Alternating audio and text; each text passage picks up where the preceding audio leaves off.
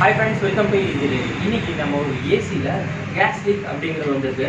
Even பாத்தீங்கன்னா 2019ல வாங்கின ஒரு ஏசி வந்து பாத்தீங்கன்னா கேஸ் லீக். இதுல வந்து பாத்தீங்கன்னா ஏசி மாட்டும் போது பிளாக் நெட்ல அந்த மாதிரி எல்லாம் லீக் இல்ல, காயில்ல லீக். அதாவது எவாபரேட்டர், இன்டோர்ல எவாபரேட்டர் காயில் இருக்கு இல்லைங்க, இந்த காயில்ல தான் லீக். இது வந்து பாத்தீங்கன்னா 1 இயர்க்குள்ள வந்திருக்கு அப்படிங்கிறது கம்பெனியில வந்து கிளைம் பண்றதுக்கான வாய்ப்பு இருக்கு. இதனால அந்த கஸ்டமர் வந்து நீங்களே ரெடி பண்ணி கொடுங்க அப்படின்னு சொன்னதுனால நாம எடுத்திருக்கோம். இதுல பாத்தீங்கன்னா எங்க லீக் அப்படின்னு பாத்தீங்கன்னா இந்த இடத்துலயும் ஆயில் ரைஸ் வந்திருக்கு, அதே மாதிரி இந்த இடத்துலயும் ஆயில் ரைஸ் வந்திருக்கு. அதனால இப்ப என்ன பண்ணலாம் அப்படின்னா, நாம ஒரு லீக் அப்படின்னு சொல்லி வந்துருச்சு அப்படின்னா நம்ம என்ன பண்ணுவோம், இன்டோர் அவுட்டோர் பைப் மூணுமே நம்ம ஒருக்கா செக் பண்ணிடுவோம். அதில் வந்து பார்த்தீங்கன்னா அவுட்டோர் செக் பண்ணுறதுக்கு ரெடியாக எடுத்து வச்சாச்சு, இன்டோரும் மொத்தமாக பிரித்து போயிட்டோம். ஆனால் வந்து இன்டோரில் தான் லீக் அப்படிங்கிறது நமக்கு கன்ஃபார்ம் ஆயிடுச்சு. ஆனால் இருந்தாலும் அவுட்டோர்லேயும் நைட்ரஜன் ப்ரெஷர் வச்சு 1 டே ஒரு 24 ஹவர்ஸ் அப்படியே அந்த மீட்டரோட அப்படியே லாக் பண்ணி நிறுத்தி வச்சுருவோம். அதில் வந்து லீக் ஏதாவது இருந்ததுன்னா நமக்கு தெரிஞ்சிடும். இப்போ வந்து இதில் எப்படி லீக் பார்க்கலாம் அப்படிங்கிறத பற்றி நம்ம இப்போ பார்க்கலாம். இப்போ நம்ம எவாபரேட்டர் காயில் மட்டும் தனியாக எடுத்துட்டோம். இதில் வந்து ப்ளோயருக்கு தனியாக பிரித்தாச்சு, மோட்டர் தனியாக பிரித்தாச்சு, ஃப்ரேம் மேலே ஃப்ரேம் கட்டியாச்சு, ட்ரைனேஜ் ட்ரே தனியாக கட்டியாச்சு, ஃப்ளாப் தனியாக கட்டியாச்சு. இந்த எவாபரேட்டர் காயிலில் சைடில் அந்த பேஸ் இருக்கும், அதையும் கட்டியாச்சு.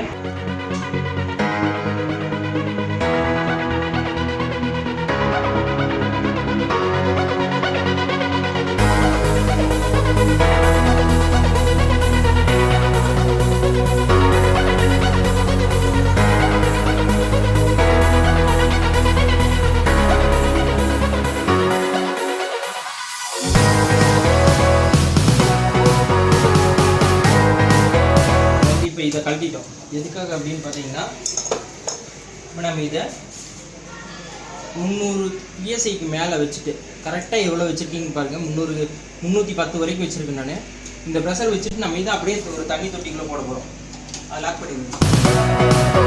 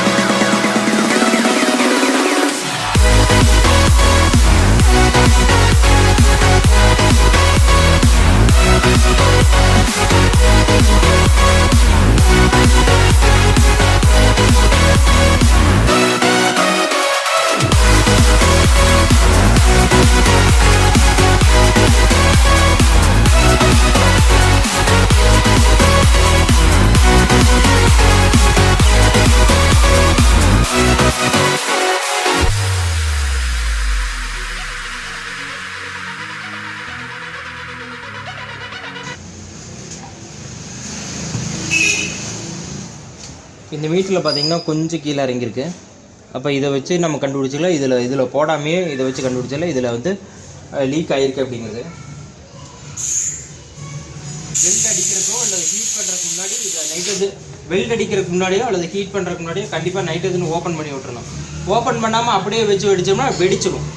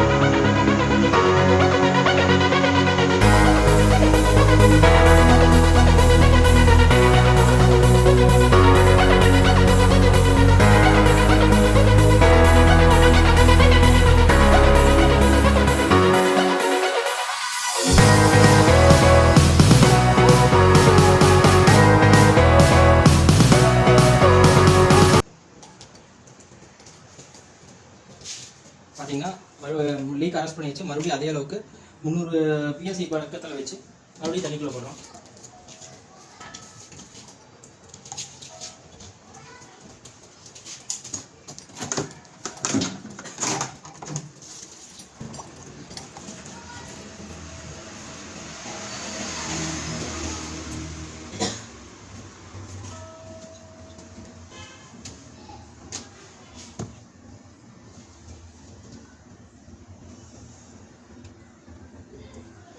இந்த ஒவ்வொரு மோட்லேயும் கேப்பில் இது வந்து எவாப்ரேட்டருக்குள்ளே இருந்து வர்றது, அதனால் அதை பற்றி யோசிக்க வேண்டாம்.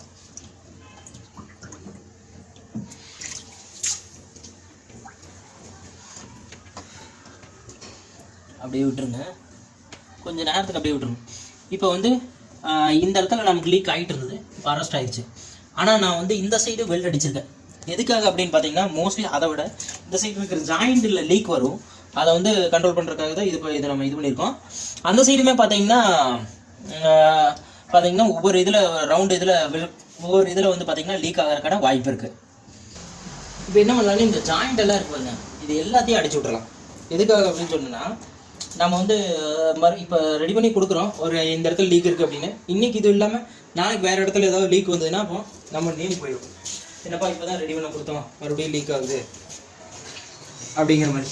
அதே நேரத்தில் நீங்கள் கையோட எல்லாத்தையும் ஒரு வெள்ளை அடித்து கொடுத்துட்டீங்க அப்படின்னா